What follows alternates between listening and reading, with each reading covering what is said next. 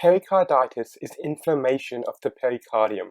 The pericardium is the sac that covers the heart and is composed of the innermost visceral layer and the outer parietal layer. When the layers of the inflamed pericardium rub against each other, it can cause pleuritic chest pain, so a sharp stabbing pain that is worst on inspiration. Pericarditis can also present with a dull crushing pain. Like myocardial infarctions, the pain can be referred to the neck, jaw, or left shoulder. And this is due to the lower cervical and upper thoracic sympathetic innervation of the heart. It is worsened when lying down because if you imagine that forces the layers of the pericardium to be closer, as opposed to leaning forward, which alleviates the pain. When the inflamed layers rub, a pericardial rub may be heard upon auscultation. As there is inflammation, the patient may also be febrile and have myalgia. So what causes pericarditis? Pericarditis most commonly has an idiopathic etiology, but don't use this as a cop-out. Idiopathic causes are a diagnosis of exclusion, which means you can't find anything else. And as pericarditis is inflammation of the pericardium, we want to think of things that commonly cause inflammation. For example, infections, specifically viral infections, such as the Coxsackie B virus, which is an enterovirus. So it is important to ask the patient if they recently had GI or respiratory symptoms, because that could hint at a Coxsackie B viral infection. Inflammation can also happen if the heart is damaged and is in the process of being repaired, such as following a myocardial infarction, and if this happens, it is known as stressless syndrome. These are all common causes for acute pericarditis. However, pericarditis could be recurrent or chronic, so if it's lasted more than 6 months. In this case, it would be important to think about things that cause long-term inflammation, so autoimmune etiologies, such as rheumatoid arthritis, lupus, and scleroderma. To investigate pericarditis, we would take bloods and look for signs of inflammation, so a raised white cell count, CRP, and ESR. So I know I've mentioned inflammation a lot to this point, but that is basically what pericarditis is, and everything follows from that.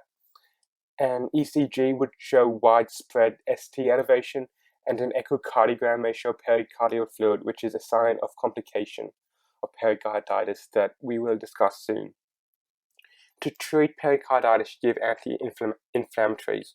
So NSAIDs are good and can be given with PPIs to reduce the risk of peptic ulcers. NSAIDs are usually given with colchicine because it enhances the response to NSAIDs and also reduces the risk of recurrent pericarditis.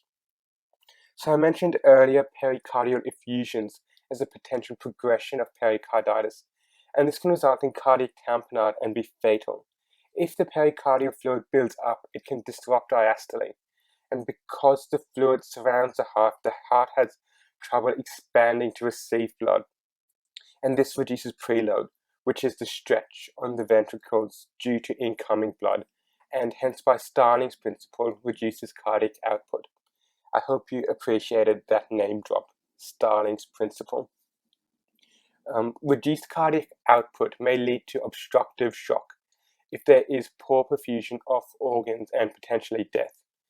And this means we must treat cardiac tamponade with a high index of suspicion, because if we miss it, the patient could die. Diagnosis of tamponade involves considering signs and symptoms as well as investigation results. A key clue is Beck's triad.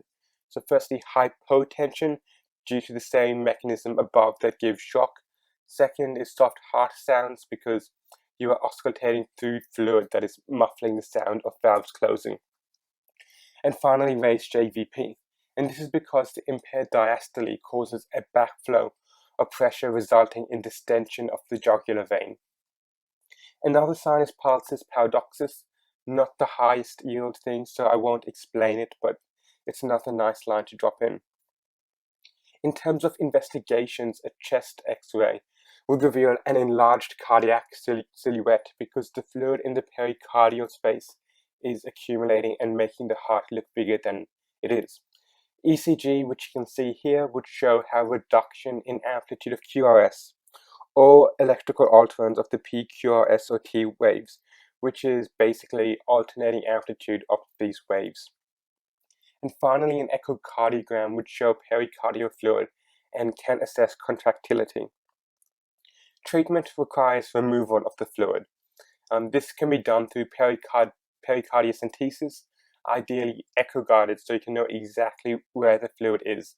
If this is not possible, for whatever reason, pericardiocentesis is performed between the xiphisternum and left costal margin. Thank you for watching. If you learned something or found it useful or just want to make my mom happy, please like and subscribe and drop a comment with any questions or any topics you want to see in the future.